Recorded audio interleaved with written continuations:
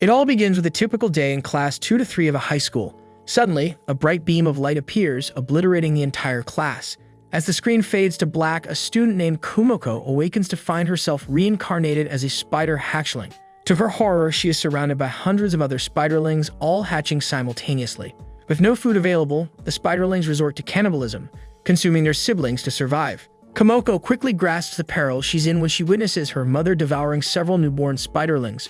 She promptly flees the hatching ground and uses all of her skill points to acquire the appraisal skill. However, she is disappointed to find that the skill is practically useless at level 1. Kumo soon discovers her ability to create spider threads and uses this skill to construct a home.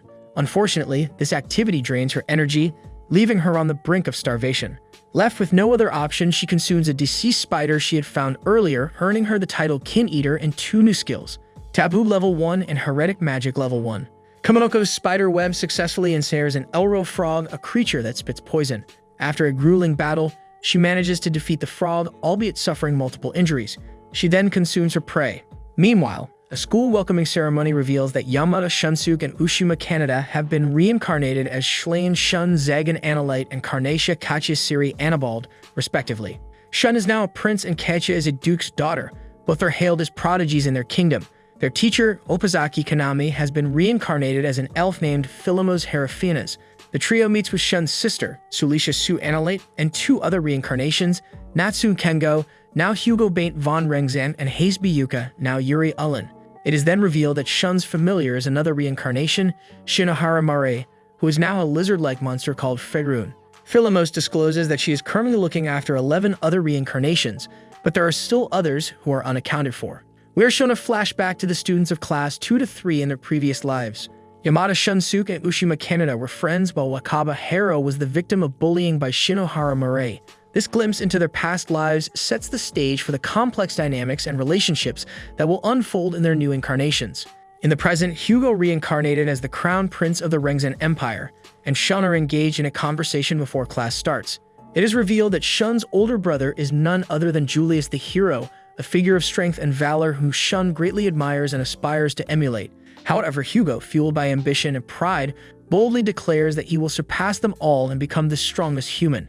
Meanwhile, Shun's familiar, Faye formerly Murray, is grappling with guilt and regret. She wonders if her reincarnation as a non-human is a form of punishment for her past misdeeds, specifically her bullying of Wakaba. When she asks Philomos Ms. Oka about Wakaba's whereabouts, Philomos evades the question, stating only that Wakaba is still unaccounted for. The scene then shifts to the labyrinth, where Kumoko is engaged in a life and death battle with another Elro frog. Her victory brings her enough experience to level up, healing all her wounds and enhancing some of her skills. Poison Fang LV1 greater than LV2, Poison Resistance LV2 greater than LV3, Spider Thread LV3 greater than LV4. Kumoko's life takes a dramatic turn when she encounters a man ensnared in her web. In his panic, the man throws a potion that ignites her web and drops a large egg he was carrying. Despite her best efforts, Kumoko can't crack the eggshell, but in the process, she manages to level up her skill appraisal LV1 greater than LV2. With this upgraded skill, she identifies the egg as an earthworm egg. Realizing she's not strong enough to break it, she stashes the egg away in her home. Suddenly, her peaceful existence is shattered when her home comes under attack. The man from earlier has returned with reinforcements intent on burning down Kumoko's house and reclaiming the egg. Witnessing her home being destroyed, Kumoko makes a resolute decision to become stronger so she can live with pride and never have to run away again. She throws herself into battle after battle, facing off against various monsters including the formidable Elro Baladorado. Against all odds, she defeats the much stronger creature, allowing her to level up to 10 and evolve. After weighing her options, she chooses to evolve into a small Terratect and passes out from exhaustion. In the after-credits scene, Shun shows Faye a book about the evolution of dragons at the Analyte Royal Academy. This is a thrilling ride showcasing Kumoko's determination, resilience, and growth. It sets the stage for more exciting adventures and challenges to come in her journey to survive and thrive in this new world. Kumoko wakes up from her evolution into a small Terratect. She finds her stamina SP dangerously low, but luckily, she still has the carcass of an Elro Baladorado nearby. She devours it to regain her SP and then decides to acquire 2 new skills, Thread Control and Detection. Thread Control allows her to manipulate her webs more precisely, while Detection enables her to sense her enemies before they do. However, she soon realizes that she can't use Detection because it gives her a headache. While searching for prey to level up, Kumoko stumbles upon a group of humans who are all level 20+. The humans immediately give chase, forcing Kumoko to flee.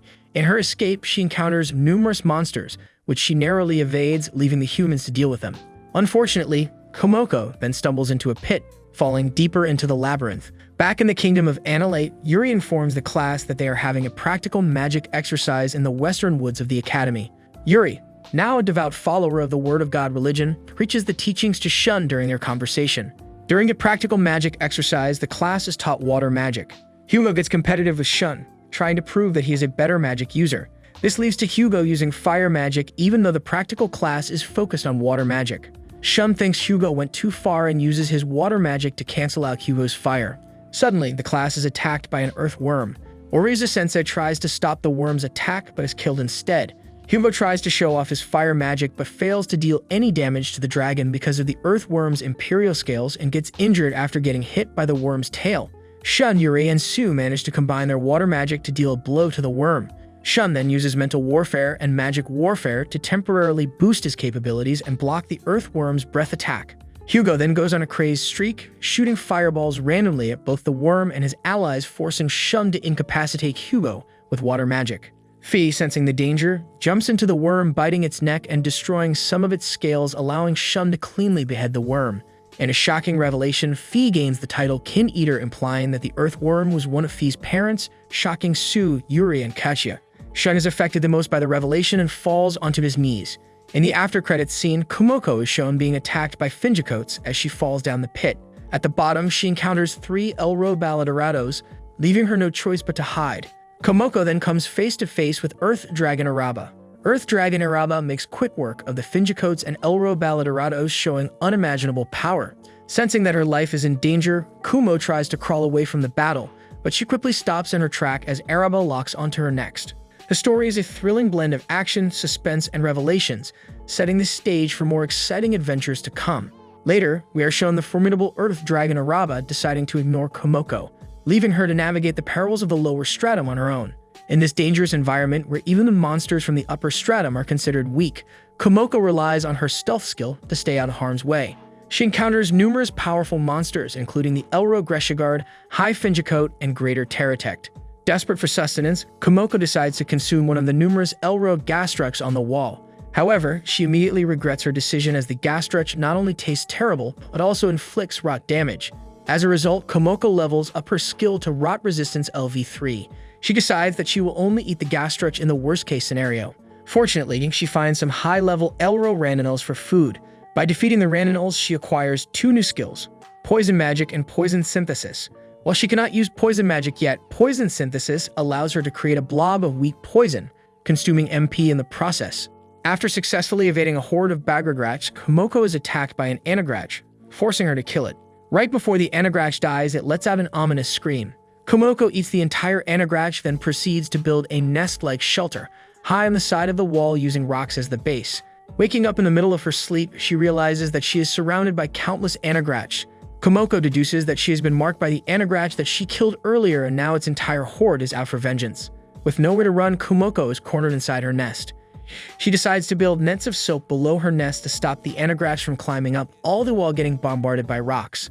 The Anagrach try to counter the nets by climbing along the sides, but Kumoko decides to trap them under new nets anyway. Kumoko uses her Poison Synthesis to drop poison directly on top of the Anagrach trying to climb up the wall, making them fall off. With countless Anagrach getting stuck on the webs covering the walls and poison dropping from above, there is seemingly no way for the Anagrach to get close.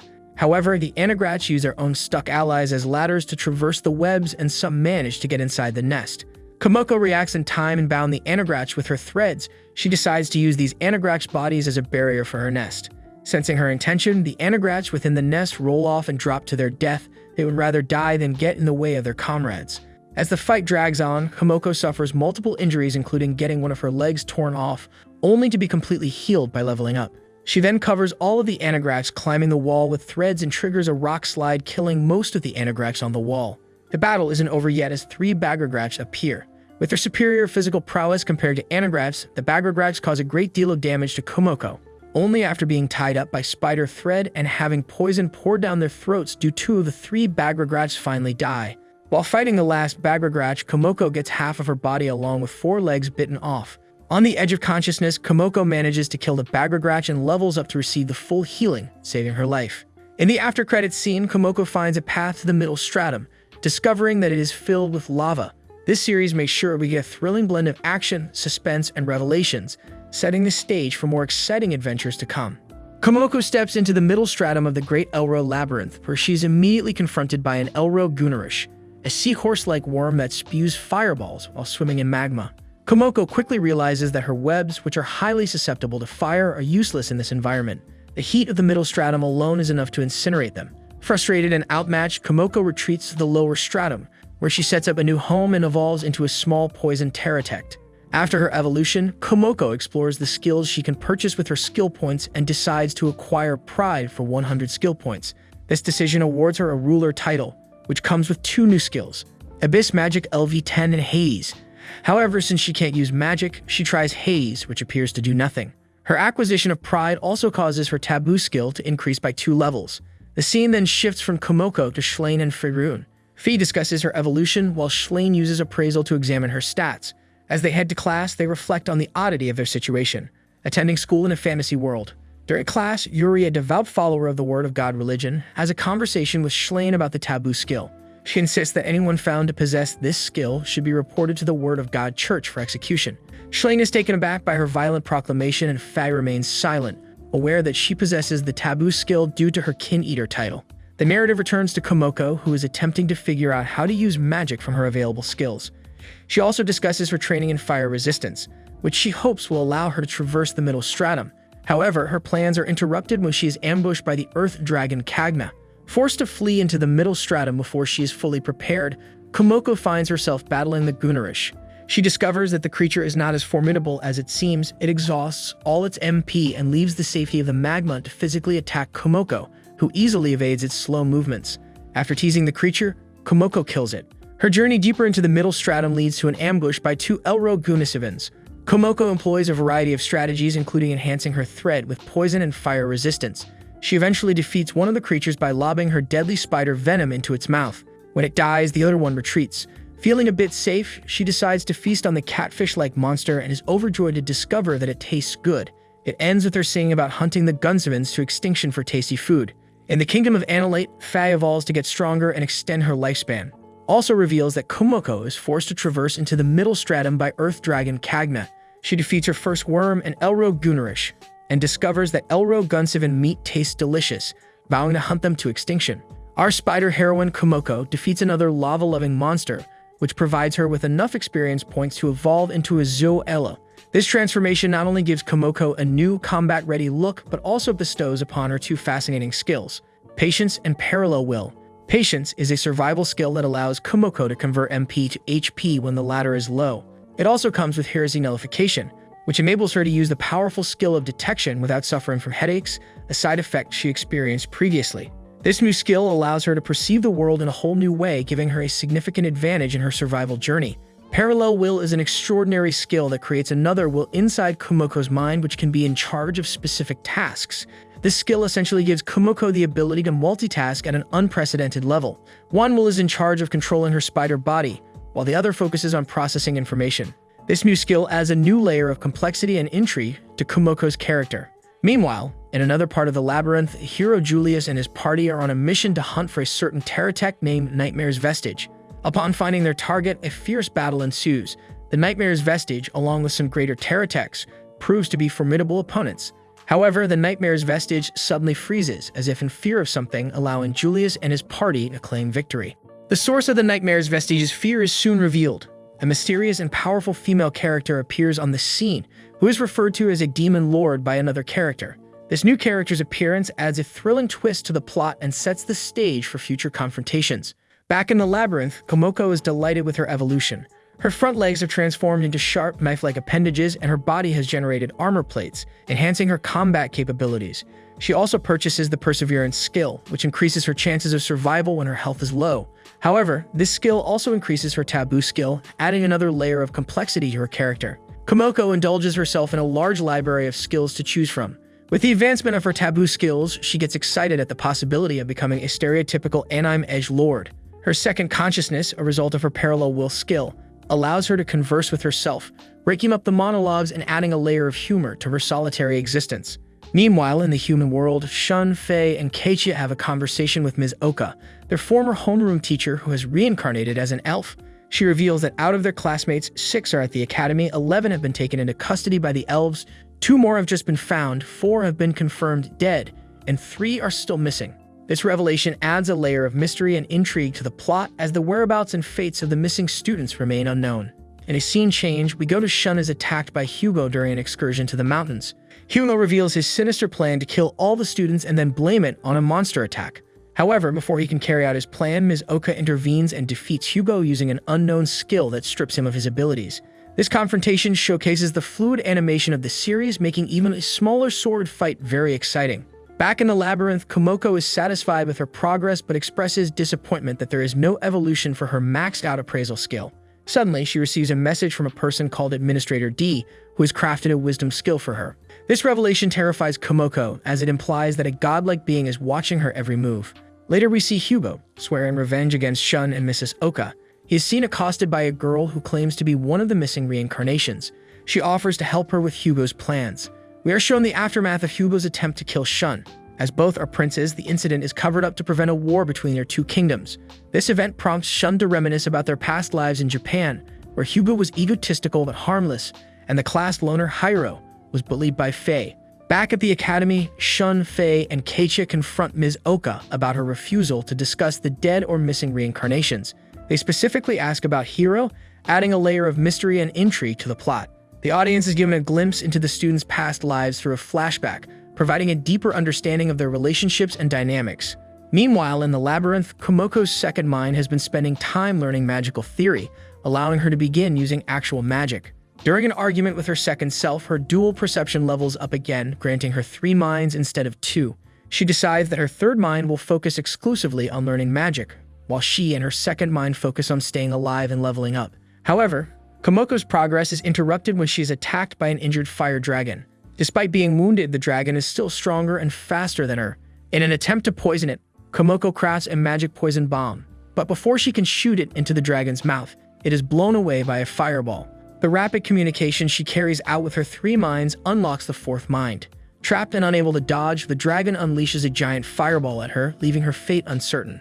Back at the academy, Mrs. Oka informs Shun that Hiro is dead, and Hugo swears revenge against Shun and Mrs. Oka, only to be accosted by a girl who claims to be one of the missing reincarnations. She offers her help, setting the stage for future confrontations and adding a new layer to the plot. Julius, the current holder of the hero title, visits the academy to meet with his siblings Schlain and Sue. The reunion is brief as Julius has to depart for the Empire due to a new looming threat: demons on the move. It seems like an unavoidable war between humans and demons is about to begin, and Julius is needed at the front. Meanwhile, in the Great Elro Labyrinth, Kumoko, our spider heroine, continues her battle against a mighty fire dragon. With the help of all 4 of her minds, she successfully casts Abyss magic to kill the dragon. However, her victory is short-lived as she is confronted by a mysterious man with administrative privileges who sensed the dragon's death. Unable to communicate due to a language barrier, a smartphone suddenly appears out of nowhere. The caller converses with the mysterious man, who leaves before addressing Kumoko and introducing herself as D. Realizing she has been watched, Kumoko asks what D wants, to which he answers is just entertainment, and ends the call before Kumoko could ask further. Back at the academy, Shun suddenly unlocks the hero title, which can only mean one thing: Julius has been killed. Meanwhile, in the demon realm, the demon lord holds a council with his generals and declares war on humanity. It is also noted that Kumoko's storyline takes place 15 years before that of the other classmates. This element of time is incredibly exciting and suggests a ton of new possibilities. We then see a gathering of demons, including the demon lord, planning their war against the humans. Kumoko wanders around and contemplates her recent encounter with D. He finds a route back to the upper stratum of the Great Elro Labyrinth, marking a significant step in her journey. Meanwhile, in the human world, Shun meets with the royal family to discuss his new role as the hero. It is decided that he must quit the academy to take over as the hero immediately. This decision marks a significant turning point in Shun's life and paves the way for future interesting developments. Elsewhere, at the remains of the battlefield between the humans and demons, the magician Ronant, Julia's former magic tutor, is angered over the loss of life. He ends up recounting how, 15 years ago, he and a team of soldiers entered a labyrinth to investigate a monster outbreak. They discovered that the cause was a Terratech scaring away all the other monsters, A battle ensued, which left Ronan and fellow mage Biramis as the sole survivors. Having received news that a Queen Terratect appeared on a battlefield, Ronan suspects it might be connected to that Zoila. Back in the labyrinth, it is revealed that the Terratect was, in fact, Kumoko, who uses the gathered EXP to evolve yet again. However, this also causes her taboo skill to reach the max level, and she passes out. This leaves us wondering about Kumoko's fate. Shun feels uneasy about replacing Julius as the hero. However, Faye, his dragon companion, convinces him to form a pact with her, enabling him to summon her if he is in danger. This decision leads to an unexpected event. Faye evolves and reverts into an egg while the process is underway. This surprising transformation shatters expectations of what is to happen and leaves us wondering about Faye's future form. Meanwhile, Shun meets with Hyrance, the only survivor of Julius' party.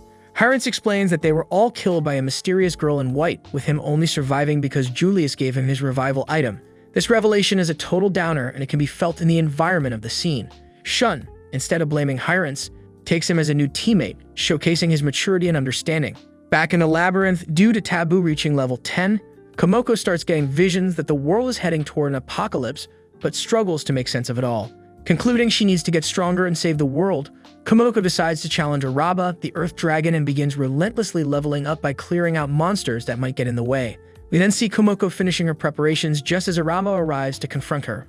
We finally get the long-awaited showdown between Kumoko and Araba, the mighty Earth Dragon. The two monsters find themselves evenly matched, but Kumoko manages to turn the tide in her favor by trapping Araba in a web she prepared beforehand. However, Araba is not easily defeated. The dragon uses all its saved-up skill points to acquire abilities that Kumoko is weak against.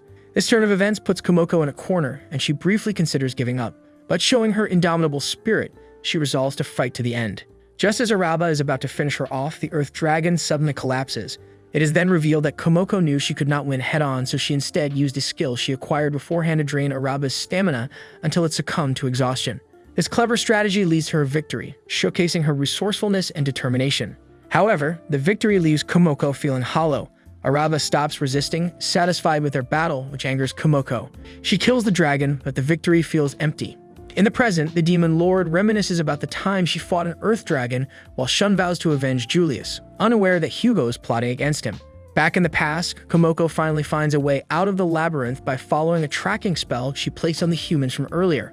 Kumoko finally enters the outside world after defeating some humans guarding the labyrinth's exit. This marks a significant milestone in Kumoko's journey and a sign of new adventures. Wanting some way to communicate with humans, Kumoko makes her new goal to evolve into an Araction, a half-human/half-spider monster. However, she suddenly receives a telepathic message from her mother ordering her to return to the labyrinth, which she defiantly ignores. This act of rebellion shows us Kumoko's determination and independence and how far she has come in her story. In the present, Shun and his family meet the elven chief Potimas, who reveals that negotiations with the demons have stopped ever since the current demon lord's ascension. He also warns Shun not to trust the church. Meanwhile, at the academy, Katia and Sue worry about Shun when they are kidnapped by Hugo. Back in the labyrinth, Kumoko's mother is angered by her disobedience and sends an army of spider monsters to bring her back. However, Kumoko defeats most of them with ease before teleporting the remaining ones to the middle stratum, killing them with heat.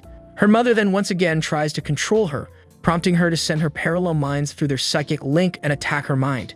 And then we see a shocking revelation. Hugo is working with Silas. This alliance promises more exciting developments in the story to come. Kumoko comes across a carriage being attacked by bandits.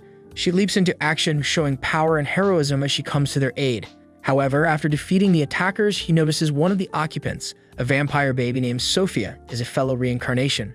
Jealous of how easy Sophia has it, Kumoko departs but then notices a group of elves planning to kidnap the baby, so she disposes of them as well through her unwavering determination. In the present, a shocking event occurs. Sue suddenly kills her father, the king, and frames Shun. Silas and Hugo then arrest him and explain that the king was going to make Shun his successor to keep him off the battlefield, so they cooperated to launch this coup d'etat. However, Shun manages to escape with help from Ms. Oka and Hyrance, his maid Anna, and brother Leston. While recuperating, however, they are attacked by a group led by Hugo's reincarnation ally, who's revealed to be Sophia and Katia, who has been brainwashed. While they are able to free Katia, Sophia and her assailants overwhelm them until Faye, who has evolved into a huge light dragon, arrives and they all escape on her back. In that we see Sophia telepathically informing the demon lord that she completed her mission, leaving the audience at the edge of their seats, wanting to know more. Kumoko's parallel minds gnaw away at her mother's mind. However, they find themselves trapped as her mother suddenly emerges from the labyrinth to pursue Kumoko herself. This unexpected turn of events sets the stage for a high-stakes chase. Finding herself completely outmatched, Kumoko teleports back to her nest in the labyrinth. However, she is ambushed by more Teratex, the monstrous spider creatures of the labyrinth. Kumoko tries to flee but is stopped by a puppet Teratect, a small spider monster that operates a human-sized mannequin. Driven into a corner, Kumoko finally turns the tide by killing one of the Teratex and leveling up, which fully heals her. She then teleports herself and the remaining Teratex to the lava floor, where they die from the heat. Afterward, having reached her level cap, Kumoko evolves yet again. In the present, Mizoka informs Shun and the others that Hugo is planning to attack the elf village. They decide to head there to stop him, except for Leston, who opts to stay behind to deal with the kingdom's current situation. However, this journey will take them through the very same labyrinth that once housed Kumoko. Kumoko discovers that she now possesses the immortality skill following her latest evolution. Suddenly, she is contacted by D, the mysterious entity who has been watching her.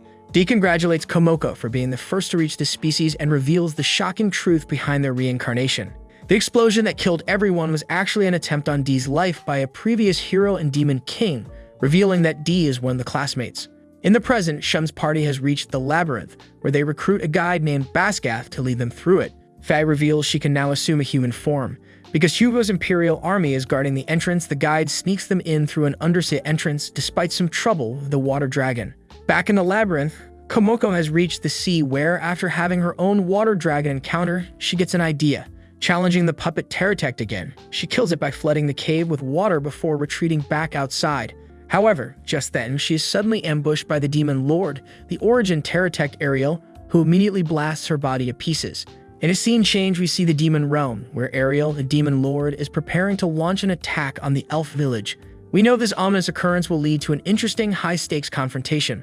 Meanwhile, Shun's party is camping out while traversing the labyrinth. Unable to sleep, Shun is told by Basgath about his encounter with the infamous nightmare of the labyrinth, whom we know as Kumoko. Finding themselves at a crossroads with time being of the essence, the group opts to follow a short but dangerous route through the nightmare's former home. This decision leads to them being attacked by an earth dragon. However, they manage to defeat the beast in a thrilling display of teamwork and power. Just when they think they're safe, they are then confronted by a swarm of Nightmare's vestiges, spider-type monsters said to be a Nightmare's offspring. In a surprising turn of events, the creatures let them pass upon realizing that Shun and his companions are reincarnations. The group finally exits the labyrinth by flying through an opening on the back of Fee's dragon form. In the past, it is revealed that Kumoko survived through her immortality skill. However, she ponders that she must tread carefully as there exists magic that can kill even immortals. Elsewhere, Ariel furiously realizes that Kumoko is alive when one of her parallel minds uses her link with Mother to attack her mind.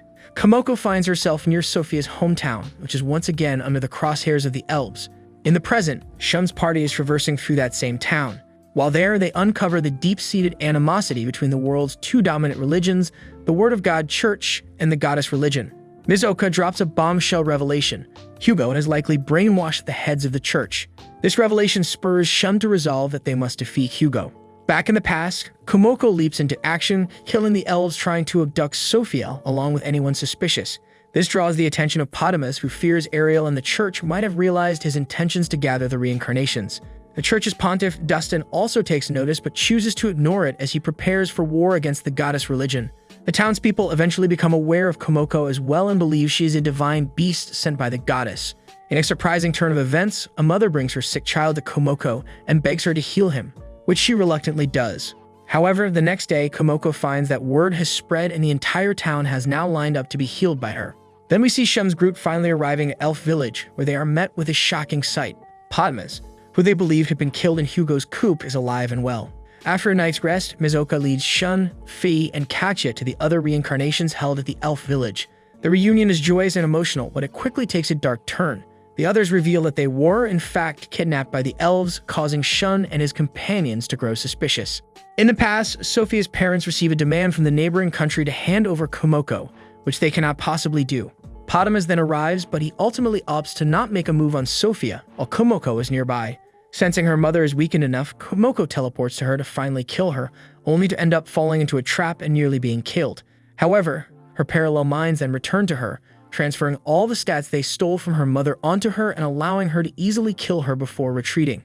Afterward, Ariel finds Mother's corpse and swears vengeance before being confronted by an earth dragon who claims it is natural for the elderly to make way for their children, only for her to attack it out of spite. An envoy from a neighboring kingdom appears before Kumoko and declares her their property. However, Kumoko finds them annoying and dismisses them, walking away without a second thought. But the peace doesn't last long. She is soon confronted by the same administrator she met in the labyrinth, who introduces himself as Gulita Studies. He requests her to stop attacking Ariel and interacting with humans. However, Kumoko refuses, arguing that she must interfere to prevent the apocalypse. Unfortunately, after Guli leaves, Kumoko is attacked by the envoy's guards. In self-defense, she kills them. However, using the envoy's death as a casus belli, the neighboring country declares war. Realizing the consequences of her actions, Kumoko decides to face their army herself. In the present, Mizoka is plagued with doubts, wondering if she has made the right choices. It is revealed that she has a unique skill called Student Roster that tells her the reincarnation's place of birth, health, and how they would die. This prompted her to make a deal with Potamus to effectively imprison them in the elf village for their own safety. Meanwhile, Ariel's forces have secretly mixed themselves in with Hugo's army and are using them as cover as they march toward the elf village. As the upcoming battle looms, Shun's party is bolstered by the arrival of two more of their former classmates, Kunihiko and Asaka. The air is thick with anticipation and uncertainty. In the midst of this, Mizoka unveils the elves' theory about their reincarnation. According to her, the RPG system that governs this world is controlled by beings known as administrators. These entities feed off the energy of people's skills, and they summon the classmates to develop powerful skills. She also reveals a chilling fact. Hugo is likely being manipulated by these administrators, while Sophie serves them willingly. This revelation sends a shockwave through the group, leaving them to wonder about the fate of the two reincarnations who are still missing. Suddenly, the tranquility of the elf village is shattered. The entrance to the village is attacked by one of the missing classmates, Seijin, who has become a church assassin. After destroying the entrance and fleeing, effectively locking everyone inside, the barrier surrounding the village is obliterated, paving the way for Hugo's forces to launch their attack. Mizoka leads the elves' counterattack. Armed with the knowledge from her skill that Hugo is destined to die here, she faces him, determined to end his reign of terror. However, while she manages to take out a brainwashed Yuri, Hugo, with Sophia's aid, overpowers her. Just as he is about to deliver the final blow, Shun and his party make a timely arrival, saving Mizoka and setting the stage for a thrilling showdown. In the past, Kumoko plunges into the battle against the neighboring country, wreaking havoc and causing massive casualties among the enemy ranks. However, the battlefield is suddenly graced by the ominous presence of Ariel. A shocking revelation unfolds. After killing the dragon, Ariel's soul merged with Kumoko's parallel mind that had previously jumped over to her. This fusion has caused Ariel to adopt some of Kumoko's personality traits. Despite this, Ariel's thirst for revenge remains unquenched. She enlists the help of Gulita Studies, who teleports her to Kumoko's location, setting the stage for an epic showdown. As they clash, Ariel employs a series of skills that prevent Kumoko from using magic or teleporting. Kumoko is forced to rely on healing herself by leveling up using the EXP gathered from collateral damage, a desperate strategy to stay alive. The battle reaches a fever pitch, only to be interrupted by the sudden arrival of a young Julius. Ariel halts her attack, fearing the secret effect of the hero, which ensures their victory against the Demon Lord. However, Ariel manages to distract Julius before using Abyss Magic, the lethal force that can kill even immortals, to vaporize Kumoko. In the present, a tense standoff ensues. Despite his allies' eagerness to help, Shun insists on facing Hugo alone. The stage is set for a showdown that promises to be nothing short of explosive. In the heat of the raging battle at the elf village, Potamus commands the deployment of the formidable Gloria units. Concurrently, Shun, with his superior skills, easily overpowers Hugo. However, the victory is short-lived as Sophia reveals her true colors. She discloses her alliance with the demons, leaving Hugo seething with rage as he realizes he was merely a pawn in their grand scheme. Despite the overwhelming odds, Shun and his party valiantly stand their ground against Sophia. They are, however, no match for her power and are swiftly overpowered. Amidst the chaos, Faye attempts to surrender on behalf of the entire group, but Shun, fueled by the spirit of Julius, adamantly refuses to back down. Their situation takes a drastic turn when they are ambushed by unexpected reinforcements. Leading the charge is none other than Wrath, the commander of the 8th Demon Army and Shun's former friend from their past lives. The tide of the battle shifts once again when the elves launch a counteroffensive. The Gloria units, revealed to be powerful mechanical tank drones, are unleashed, decimating the demon forces and leaving only Sophia and Wrath standing. Elsewhere, Ariel, accompanied by the woman responsible for Julius's death, makes her way toward the village. However, before they can proceed, Ariel decides to check on Sophia and Wrath. In the heart-stopping finale of Kumo desu ga Nani, the battlefield is a whirlwind of chaos and desperation. Shun, our steadfast hero, finds himself outmatched by the formidable duo of Sophia and Wrath. In a tragic turn of events, Anna takes a fatal hit meant for him. Driven by desperation and the will to save her, Shum taps into the forbidden power of the mercy skill, bringing her back from the brink of death. But this act of defiance against the natural order comes with a heavy price. His taboo skill skyrockets to level 10, and he is bombarded with the harsh truths of the world. In the midst of this chaos, Hugo, fueled by a burning desire for revenge, lunges at Sophia. But his attack is thwarted by a mysterious woman in white, who is none other than their former classmate, Hiro Wakaba, the Kumo spider herself. The narrative then takes us back in time, revealing Hiro's miraculous survival against Ariel's attack. She had cunningly transferred her consciousness into an egg she had laid, hatching as a newborn and evolving into an Arakan using the EXP she had gathered from the battlefield. Meanwhile, the nefarious Potamus wreak havoc on Sophia's home, murdering her parents and gravely injuring Merizophis, the family butler. Left with no choice, Sophia turns him into a vampire to save his life. Just when all hope seems lost, Hero arrives, engaging Potamus in a fierce battle. Despite her valiant efforts, she's cornered until Ariel makes a timely appearance, defeating Potamus and revealing him to be a mere mechanical copy. In the wake of this tumultuous battle, Ariel proposes a truce. Hiro, Sophia, and Merizophis agree, deciding to follow her back to the demon territory. As the dust settles in the present, Hiro and her party set their sights on their next target, Potamus. If you like this recap, do let me know in the comments and obviously leave your like too. Do not forget to share with your friends and subscribe. Above all, activate your notification bell so you don't miss the next recap when it drops. Until next time, do take care and stay safe.